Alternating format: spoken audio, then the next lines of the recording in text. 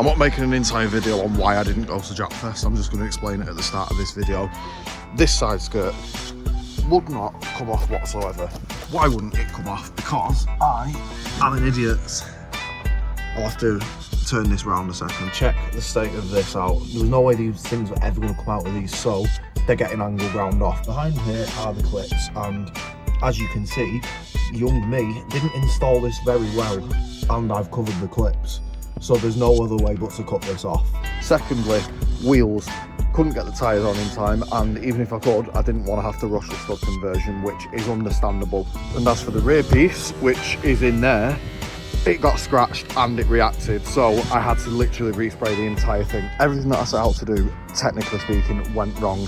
The only thing that will go right is just installing that. That's the only easy thing that I've actually got to do. However, on this side, we'll get on track now with the video. You'll see I've already installed one side skirt, which took me over an hour to get off because I'd actually left a few holes to take the old one off, and I just about managed to do it. So today we're going to take that off, install the new skirts, and yeah, I guess that's what we'll do for this video. So the main point of the video, I'm going to show you how to remove the original side skirts, also whilst removing this mess that's currently on there, and how to reinstall the right hand drive Japan skirts, which is what I've just shown you on the other side. I think it's safe to say at this point I genuinely have a chronic phobia of angle grinders, and this one's quite powerful. It kicks back harder than the bloody Clio does.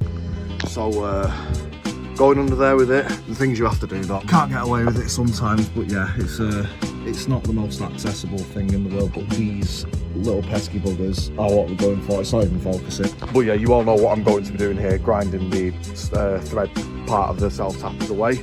I'm sure you've seen that a million times, so like my prep, I'm not going to include it in the video. Plus, I don't want to chop my arm off at the same time as trying to record it. So it's probably wise that I didn't use the angle grinder, because that was way too sketchy in that space. So what I did instead was I got a multi-piece cutting tool, put grooves every sort of like 5 or 10 centimeters in the black skirts, and just forced it down, snapped it off one by one, and eventually the rest of it just fell off because there wasn't much else holding it in place. So now we're gonna get to these little clips, which you can probably see. So to actually remove these, it's dead easy. I have actually done the rest of them, so I didn't bother showing you any of that. But what you're gonna want to do is get a little trim piece remover, just like this, locate it, if you can, just underneath that little lip there.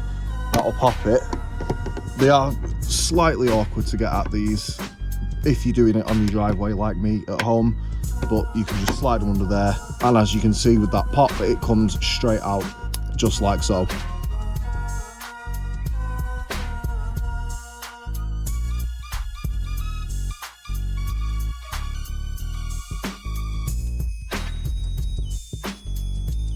These are said self-tappers in question. These will do the job just fine.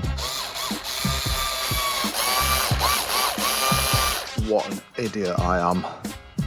I am an absolute idiot. I'll just have to fill that in with paint or something. I can't believe it. Right, you see me do them. Now I'll fill in the middle 3 and we'll take a look at what it looks like completed. And if it looks anything like this, apart from that, we'll ignore that. But if it looks anything like this, you've done it right, and the spider seems to think so too. So now we're on to putting it back on. To remove this, you have to pop it off with removing these clips here, and it just pops onto the ones that actually go into the sill. Just pop it back on, just these ones are holding it in. The reason I haven't got any in here is, unfortunately, because the original clips broke, so I've got Pandora's box full of clips. Hopefully we can find one that makes it fit. So there's the back 2 done. Let's move on to the front one. There's only one at the front, nice and easy peasy. As you can see here as well, they do move a little bit. You're going to want to try and keep it in position as best as you possibly can for this. There we go, that should hold it for now. Get your locking pin and plonk. She's in. Now it's just these bottom ones, and we have fully completed the side skirt. And these are the same big ones that we took out earlier in the video. However, you'll be pleased to know they are far easier to put in than take out, as I will now demonstrate once I lie down under the car. So just pick where you want to go with it. Make sure this little poppy part is out of the clip. Hold it in with your fingers like that and push. Simple as that. Repeat all the way down and back up as well. both sides and your side skirts are secure. I'll show you what the finished product looks like once I've gone round doing this side and the other side. And there we go, there is one hindrance from Japfest weekend over and done with. Lovely new right-hand drive side skirts on the car on both sides, and that's it for this very quick video. It was only a quick one because I'm just going to try and bang these out episode after episode, just to sort of follow up from Japfest weekend, show you that I am actually still doing stuff. But as always, it's a nightmare to do it in my world because something always goes wrong. I have the worst luck ever. Cheers for watching and stay tuned for a couple of days time, because if you have a look in here, it's rear piece time, and in fact I'm about to record that video now. So yeah, stay tuned for that, take care and see you later.